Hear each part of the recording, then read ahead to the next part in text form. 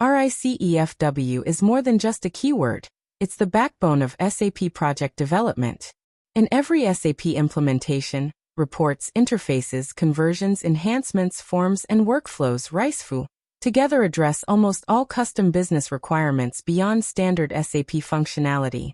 What RICEFW stands for are reports, custom programs to extract and present business data. Examples: sales analysis reports, financial summaries. Interfaces, integration between SAP and external systems. Examples: bank integrations, third-party logistics systems. Conversions, migrating data from legacy systems into SAP. Examples: customer master uploads, historical transactions. Enhancements, extending SAP standard functionality with custom logic. Examples: user exits baddies. Forms, business documents generated from SAP. Examples: invoices, purchase orders, delivery notes. Workflows, automating approvals and business processes.